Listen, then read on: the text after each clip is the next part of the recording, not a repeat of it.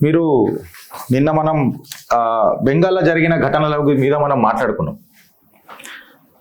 వక్ఫ్కి సంబంధించి వక్ఫ్ bill pass అయినందుకు వక్ఫ్ ఒక లా అయిపోయినందుకు గాయ గత్తర దేశం మొత్తంలో షురువు అవుతుందని అంటే దేశం మొత్తం కాకపోయినా బెంగాల్లో మాత్రం షురువు అయింది. ఆఖరికి టీఎంసీ ఎంపీలు కూడా గాయ గత్తర చేస్తున్నారు, ఎవరిని వదిలిపెట్టమంటున్నారు. ఏదైతే విషబీజము మమతా బెనర్జీ ఇలా నాటిందో ఆ విషబీజమే ఒక కల్పవృక్షమై మళ్ళీ ఆమెకు ఇలా అదే ఫలాలు ఆమె కనబడుతున్నాయని అంటే కనబడుతున్నాయి అని చెప్పి మనం చెప్పుకోవచ్చు. ఆధారాలు గట్టిగా కనబడుతున్నాయి. కంప్లీట్గా ఆధారాలు మేము ముంగట పెట్టిన ఇలా కంప్లీట్గా వైలెన్స్ ముర్షిదాబాద్లో ఏ రకంగా జరుగుతుందో మనం అందరం చూసినాం. ఇంకా 14 నెలలైనా సందేశ్ ఖలీలో జరుగుతున్న షాజహాన్ ఏదైతే టెర్రర్ ఉండనో దానికి ఇంకా ఆన్సర్ దొరకలే. దురదృష్టపు ఘటన ఏందనంటే తమిళ్ యాక్టర్ తలైవా అని చెప్పి మనం చెప్తాం విజయ్ కుమార్ వక్ఫ్ బిల్కి అగెయిన్స్ట్గా పిటిషన్ వేస్తా కోర్టులల్లా అని చెప్పి ఆయన మాట్లాడుతున్నాడు. ఇక ఆడ అంత పెద్ద విధ్వంసం జరుగుతుంటే బెంగాల్లో అక్కడ ఎంపీ యూసుఫ్ పఠాన్ చాయ్కా చుస్కీ తీసుకుంటున్నాడు. ఇవన్నిటివి తీసుకొని చూస్తే అసలు ఏం జరిగింది, ఏం జరగబోతుంది, కారణాలు ఏంది, దీనికి రెస్పాన్సిబుల్ ఎవరు, ఏ రకంగా ఇది ఎట్లా డాట్స్ కనెక్ట్ చేస్తాం అని చెప్పి మాట్లాడుతున్న తరుణంలో చిత్రగుప్త్ జనరల్గా మేము ఏవి చిట్టాలు ఇట్లా పేపర్లలో రాసుకొని రాము, వస్తే ఇక మీ అందరికీ తెలుసు ఆధారాలు ఎంత గట్టిగా ఉంటే మాట్లాడతాము. So straight to the topic, Bengal tool kit గురించి మీకు బట్టబయలు చేయనికనే ఇలా చిత్రగుప్త్ చిట్టా. ఈ బెంగాల్ టూల్ కిట్ ఏంది, దాన్ని వక్ఫ్ని ఏ రకంగా వాడుతున్నారు అని చెప్పి మాట్లాడుకుంటే వెనకటికి మీకు కాల్ మార్క్స్ గురించి అందరూ తెలుసు. ఈ కాల్ మార్క్స్ అనేటోడు విషబీజాలు నాటి రెజిమ్ చేంజెస్ ఎట్లా చేయాలా అని చెప్పి ఆనాడే నేర్పించిపోయిండు. ఈ కాల్ మార్క్స్ రెజిమ్ చేంజ్ ఏదైతే ఉంటుందో ఇవన్నీ మాట్లాడేటప్పుడు వర్కింగ్ క్లాస్ని గుప్పిట్లో పెట్టుకొని వీళ్ళని రెచ్చగొట్టి వీళ్ళ ఉత్సాహాన్ని ఒక ఉద్యమ రూపంలోకి తీసుకుపోయి తద్వారా రెజిమ్ చేంజ్లు చేసుకుంటా ముంగట తీసుకుపోయే ఒక గలీజ్ లక్షణాలు నేర్పింది ఈ కాల్ మార్క్స్. ఇది ఇక్కడికైనా మొదలు కాదు ఫ్రెండ్స్. 1917 రష్యన్ రెవల్యూషన్ కాడికైనా మనం తీసుకుంటే, లెనిన్ కాడికైనా తీసుకుంటే, ఒక మార్క్సిస్ట్ స్టేట్ కాడికైనా తీసుకొని వచ్చి దీని మీద ఈ డిస్కషన్స్ అన్నిటినీ విద్యార్థుల మనసులలో విషబీజాలు నాటి యూనివర్సిటీల కేంద్రంగా ప్రజలను ఒక ఉద్యమకారుల లెక్క మార్చే తత్వం ఇదే కదా కమ్యూనిజం అని చెప్పి మనం నేర్చుకున్నాం. ఇదే మార్క్సిస్ట్ కల్చర్ కదా అని చెప్పినాం. సో ఈ విషబీజాలన్నీ ఏడ నాటినాయి అని అంటే ఢిల్లీ యూనివర్సిటీలలో దాటినాయి. 1917లో రష్యన్ రెవల్యూషన్ ఏదైతే లెనిన్ మార్క్సిస్ట్ స్టేట్ లెక్క తీసుకోవేండో ఈ డిస్కషన్స్ అన్ని యూనివర్సిటీ కేంద్రాలుగా విద్యార్థులను ఉద్దేశించి విద్యార్థులను రెచ్చగొట్టి తద్వారా వర్కింగ్ క్లాస్ని రెచ్చగొట్టి తద్వారా ఒక ఉద్యమాలు చేసే తత్వం ఈ మార్క్సిస్ట్ కల్చర్ అని మనందరికీ తెలుసు. అయితే వర్కింగ్ పాపులేషన్ మనకు దొరకకపోతే నెక్స్ట్ ఏంది అని అనేది ఒక పెద్ద సబ్జెక్ట్ అయిపోయింది వీళ్ళందరికీ. ఎవరికి? కాల్ మార్క్స్ ఎక్సెట్రా అలా వారసులకు ఏదైతే రెజిమ్ చేంజ్లు చేద్దామని అనుకుంటారు. అయితే వర్కింగ్ క్లాస్ లేకపోతే ఏం చేద్దాము అని అంటే దీనికి ఇత్తనం అనేది జర్మనీలో నాటి ఒక ఇన్స్టిట్యూట్ స్టార్ట్ చేసిండ్రు వీళ్ళు. ఏందనంటే ఇన్స్టిట్యూట్ ఆఫ్ సోషల్ రీసెర్చ్ అని చెప్పి పెట్టి ఫ్రాంక్ఫర్ట్ యూనివర్సిటీ కేంద్రంగా దీనికి ఒక పెద్ద ఉప్పెన క్రియేట్ చేసిండ్రు.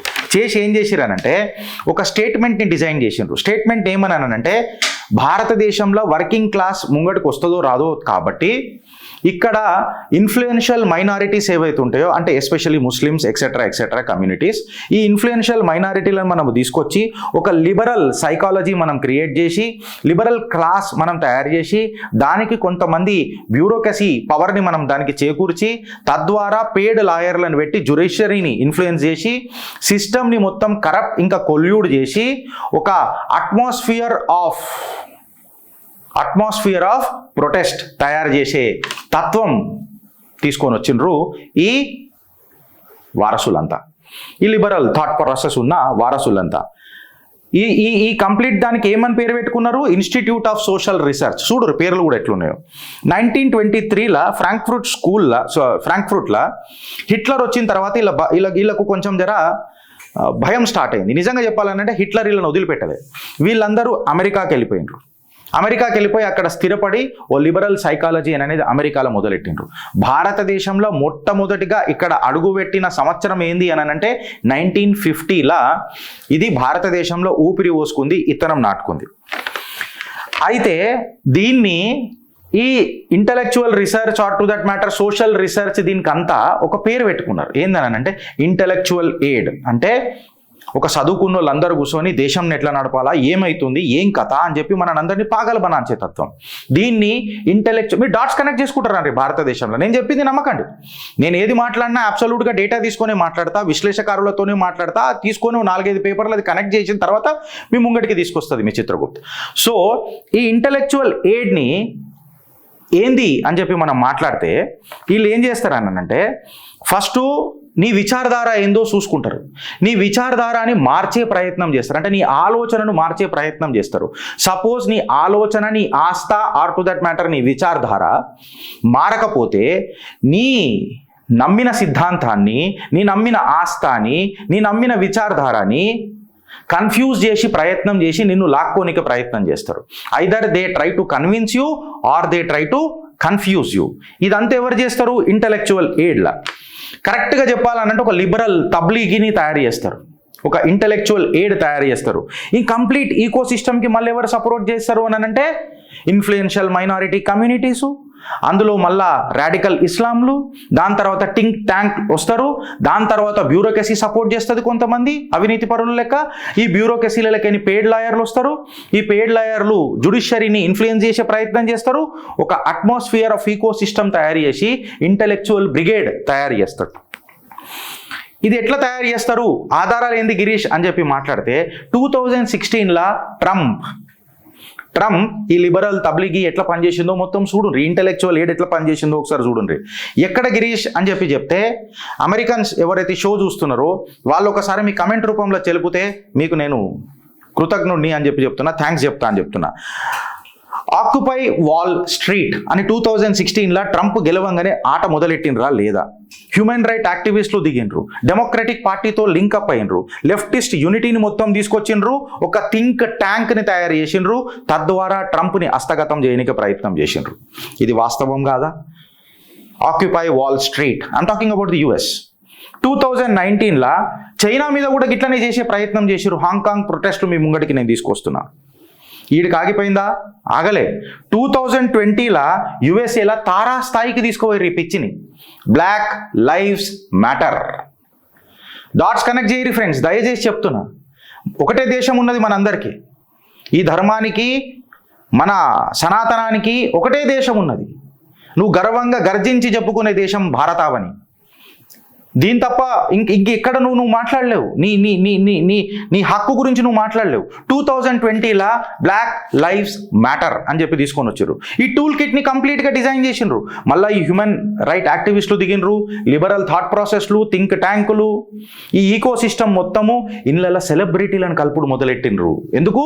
పబ్లిక్ ఇన్ఫ్లుయెన్స్ అవుతుంది అని చెప్పి. డాట్స్ కనెక్ట్ చేయండి. Etcetera etcetera, Swara Bhaskar's etcetera etcetera వీళ్ళందరూ చూడండి. ఇదంతా ఏం చేసిరనంటే ఈ డిజైన్ ఆఫ్ ఇంటెలెక్చువల్ ఎయిడ్ అనే థాట్ ప్రాసెస్ ఉంది కదా, ఏదైతే లిబరల్ తబ్లీగీ అని అంటాం కదా, లిబరల్ థాట్ ప్రాసెస్ అని అంటాం కదా, సెక్యులర్గా ఢోంగ్ అని అంటాం కదా, ఇదంతా ఈ డేంజరస్ థాట్ ప్రాసెస్ని బయటి దేశాల నుంచి ఇండియాకు ఎక్స్పోర్ట్ చేసిరు. మనం తీసుకున్నాం దాన్ని. వీడికి ఆగలే. భారతదేశంలో కూడా మోదీ వచ్చిన తర్వాత దీన్ని గెలికిండ్రు. కోవిడ్ క్రైసిస్ మర్చిపోయినరా మీరు? అగో అంతమంది చచ్చిపోయారు, గంగా నీళ్ళల్లో శవాలు మోగుతున్నాయి, ఇంతమందిని గాలబెడుతున్నారని ఒక బ్రిటిష్ జర్నలిస్ట్, బీబీసీ ఓడు లేకపోతే వాడు వీడు ఎన్ని ఫోటోలు పెట్టారు మనకందరికి. ఏదో వేరే దేశాలలో మొత్తం అందరూ బతికినట్టు. కోవిడ్ అసలు కోవిడ్ ఏడికైనా వచ్చింది, ఆ దేశం మీద ఎవరు టార్గెట్ చేయలే. బట్ ఇక్కడ ఏదైతే ప్రజలకు కావాల్సిన ప్రభుత్వం ప్రజలు ఎన్నుకున్నారో, భారతదేశానికి ఒక భారతీయుడు ప్రధానమంత్రి అయితే ఇక్కడ ఉన్న కొంతమంది భారతీయులు లిబరల్ థాట్ ప్రాసెస్ పెట్టుకొని థింక్ ట్యాంక్ క్రియేట్ చేసి విదేశాలల్లో స్వదేశాన్ని హస్తగతం చేసి అవమానం చేసే తత్వాన్ని మీరు ఏమని కోట్ చేస్తారు అని నేను అడుగుతున్నా. కోవిడ్ క్రైసిస్ ఆగిపోయినరా? ఆగలే. దీన్ని తారాస్థాయికి మళ్ళీ రష్యా యూక్రెయిన్ వార్లో తీసుకోపోయినరు. Palestine Gaza or to that matter Israel Gaza, ఇక్కడ కూడా ఈ ఆట మొదలెట్టిండ్రు. భారత్లో ఈ లెఫ్ట్ లిబరల్స్ ఎట్టొచ్చిరంటే 2014లో షురూ కాగానే అగో లైన్లలో నిలబడ్డారు డిమానిటైజేషన్ అప్పుడు. అరే ఒక ఐకియా దగ్గర హైదరాబాద్లో ఐకియా ఓపెన్ అయితే ఎంత పెద్ద లైన్ ఉండే, ఒక ఐఫోన్ లాంచ్ అవుతున్నప్పుడు ఎంత పెద్ద లైన్ ఉండే, అవి గుర్తు రాలే. కాకపోతే డిమానిటైజేషన్ మాత్రం గరీబోడికి గడ్డపారదించింది అని చెప్పి మాట్లాడినారు. ఒక మేనిఫెస్టో తయారు చేశారు, లిబరల్ ఐడియాలజీది. లెఫ్టిస్ట్ మీడియా, పేడ్ లాయర్లు influencing the judiciary by claiming environmental damage అవుతుంది, ఎక్సెట్రా ఎక్సెట్రా ఎక్సెట్రా ఎక్సెట్రా. కరెక్టే, ఇప్పుడు హెచ్యు మీద మాట్లాడినప్పుడు ఎన్విరాన్మెంట్ నిజంగానే డ్యామేజ్ అవుతుంది. బట్ కోల్ దగ్గరకు వచ్చినప్పుడు, యురేనియం దగ్గరకు వచ్చినప్పుడు భారత్ ముంగడపడద్దు. అదే మనం చైనా నుంచి ఇంపోర్ట్ చేసుకోవచ్చు. భారత్లో మాత్రం ఖనిజాలు దిగొద్దు, ఖనిజ సంపద హస్తగతం అయిపోతుందా అని చెప్పి పాటలు రాస్తారు ఈ లిఫ్టిస్టులు అంతా. ఈడికి ఆగిపోయిందా అంటే ఈడికి కాలే. డాట్స్ కనెక్ట్ చేయండి ఫ్రెండ్స్. ఇలా బెంగాల్ దియాలి ఒక్కరోజు కాదు. 2014 నుంచి నేను క్రొనాలజీ చెప్తున్నా మీ అందరికీ. 2014లా ఇంటాలరెన్స్ భారతదేశంలో, అంటే స్వతంత్రం వచ్చినప్పటి నుంచి 2014 వరకు ఏం కాలే. 2014లోనే ఇంటాలరెన్స్ వచ్చేసింది. ఇంటాలరెన్స్ రాగానే ఎవరెవరైతే అవార్డు వాపసీ గ్యాంగ్ అంతా తయారైపోయింది.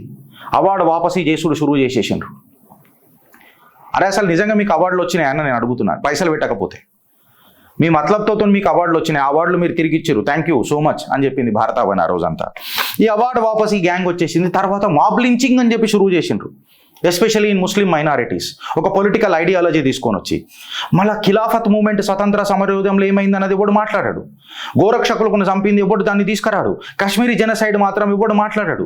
ఇవాళ బెంగాల్ జెనసైడ్ మీద కూడా ఎవడు మాట్లాడాడు. కాకపోతే మాబ్ లించింగ్, ఇస్కా ఐసా కైసా హువా, ఉస్కా ఐసా కైసా హువా, ఇక్కడికైనా కూడా కొంతమంది గంగా జమునా తైజీ మాట్లాడే బ్యారిస్టర్లు అని చెప్పుకునేటోళ్ళు కూడా మనని ఇన్ఫ్లుయెన్స్ చేసే ప్రయత్నం చేస్తారు. మనం పిచ్చోళ్ళం అవుతుంటాం.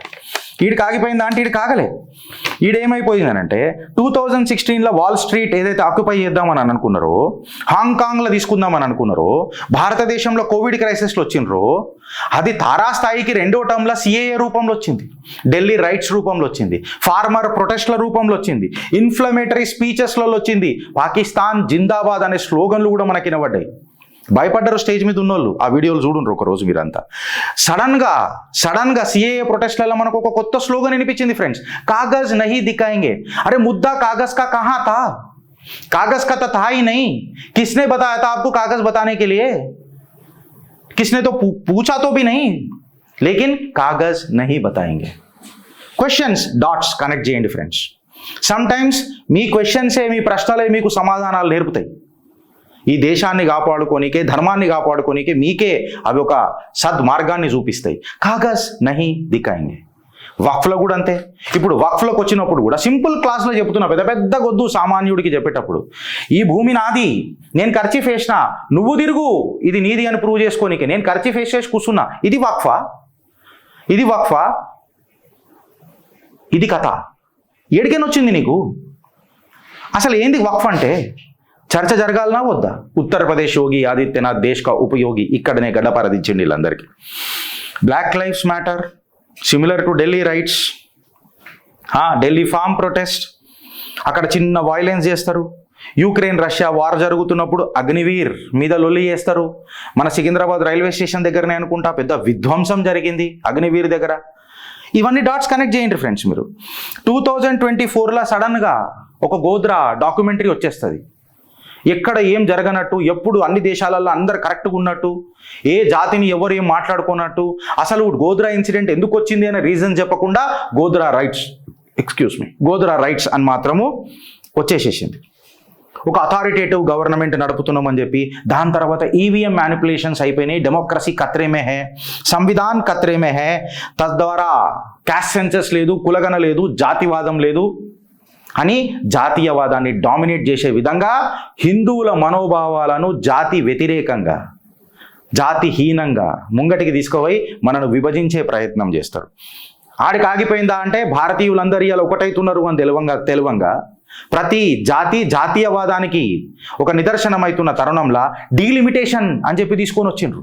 బెంగాల్ వైలెన్స్ కాడిన నేను ఆగిపోలే. డాట్స్ కనెక్ట్ చేయరు ఫ్రెండ్స్. ఇదంతా డీలిమిటేషన్ కాడి కింద తీసుకొని వచ్చిర్రు. తర్వాత మాట్లాడే భాష మీద కూడా లొల్లైపోయింది, హిందీ లాంగ్వేజ్ అని. ఇప్పుడు వక్ఫ్ యాక్ట్ అని చెప్పి మరణకాండ చేస్తున్నారు. ఇది టూల్ కిట్ కాదా అని చెప్పి అలా అడుగుతుంది చిత్రగుప్త్. ఈ కంప్లీట్ హ్యూమన్ రైట్ యాక్టివిస్టులు ఈ కాన్స్టిట్యూషన్ వైలేషన్లు చేసుకుంటా, మీడియాని మేనేజ్ చేసుకుంటా, సెలబ్రిటీలను దించుకుంటా, సోషల్ మీడియాని మ్యానిపులేట్ చేసుకుంటా, పెద్ద పెద్ద మీడియా ఛానళ్ళు దీన్ని కవర్ చేయకపోతే యూట్యూబర్లు కనెక్ట్ చేస్తుంటే యూట్యూబర్ల మీద ఉక్కుపాదం వేసి వాళ్ళ మనుగడ కోసము యూట్యూబర్లను అంతం చేస్తాననుకుని ఒక నరేటివ్ బిల్డ్ చేసుకుంటా, దానికి కొంతమంది పాలిటిషియన్లు అసెంబ్లీ సాక్షిగా వత్తాసు వలుపుకుంటా, ఒక రాడికల్ ఎలిమెంట్స్కి పెద్దపీట వేసుకుంటా, దేశం మొత్తం ఇట్లా వ్యాండలైజ్ చేసుకుంటూ పోతుంటే, షాపులను మొత్తం చేస్తుంటూ పోతుంటే, బాటా స్టోర్ వ్యాండలైజ్ అవుతుంటే మమతా బెనర్జీ పల్లెత్తు మాటలు మాట్లాడదు. అదే శ్రీరామనవమి ప్రొసెషన్ తీస్తానన్నా, లేకపోతే హిందూ మన హనుమాన్ జయంతి రోజు ప్రొసెషన్ తీస్తానన్నా తనకు ప్రాబ్లం అవుతుంది. ఈ రాడికల్ ఎలిమెంట్స్ని కంట్రోల్ చేసేది ఎవరు? ఈ రాడికల్ ఎలిమెంట్స్ని కంట్రోల్ చేసే కంటే ముందు ప్రోత్సహించేది ఎవరు? ఈ టూల్ కిట్ నడిపేది ఎవరు భారతదేశంలో? ఈ టూల్ కిట్కి పైసలు ఎడికని వస్తున్నాయి. ఈ పైసలు వచ్చిన తర్వాత దీన్ని సద్వినియోగంలో కాకుండా భారత్ని విభజించే చర్యల ఏ పార్టీలు ఇన్వాల్వ్ అయి ఉన్నాయి, ఆ ఇన్వాల్వ్ అవుతున్న పార్టీలలో ఏ నరేటివ్ పోతున్నది అని మాట్లాడుతున్న తరుణంలో సిస్టమ్ని అర్థం చేసుకోండి అని చెప్పి నేను ప్రాధేయపడుతున్నా. సిస్టమ్ మీకు అర్థమైనప్పుడు ఏ పాగలగాడు కూడా మనని పాగలబని అంచాడు. Because the country runs on a constitutional basis. ఒక లా అండ్ ఆర్డర్ ఉంటుంది ఈ దేశానికి. రాజ్యాంగబద్ధంగా ప్రతి విషయాన్ని మనం చర్చించాలనా వద్దా, ఆలోచిస్తారా లేక అనుభవిస్తారా? ఈ కంటెంట్ మీకు ఎట్లా నచ్చిందో ఒకసారి మీరు చెప్పుండ్రి ఫ్రెండ్స్. ఇది ఇక్కడ కాగదు. ఎందుకనంటే ఇప్పుడు మీరు చూస్తున్నారు ఇదంతా, ఈ ఫలానా మనిషి ఏమో సందేశ్ ఖలీలా ఏం జరుగుతున్నా పట్టించుకోదు మమతా బెనర్జీ. ఈయననేమో వక్ఫ్ అమెండ్మెంట్ యాక్ట్కి సుప్రీంకోర్టులో ఛాలెంజ్ చేస్తా అంటాడు. అసలు వక్ఫ్ అమెండ్మెంట్ యాక్ట్లో మళ్ళీ ఎంత లీగల్ ప్రాసెస్గా భూములు ఆక్రమించుకున్నారు అని అంటే మాట్లాడాడు. 1500 సంవత్సరాల నాటి దేవాలయం మీద వక్ఫ్ భూమి అని చెప్పి టోక్ చేస్తే ఆ టోక్ ఎట్లా ఇది అనైతికత కదా, ఇది ఇంజస్టిస్ కదా అని చెప్పి విజయ్ కుమార్ మాట్లాడతాడంటే మాట్లాడాడు. అదే రకంగా ఈయన బెంగాల్ కాలుతుంటే యూసుఫ్ పఠాన్ అక్కడ ఎంపీ చాయ్కా చుస్కీ తీసుకుంటుంటాడు. కంప్లీట్ వ్యాండలైజ్ అవుతున్న స్టోరీలు మీ ముంగట పెడుతున్నా మమతా బెనర్జీ పల్లెత్తు మాటలై మాట్లాడదు. ఈడికి ఆగిపోయిందంటే ఈడికి ఆగదు.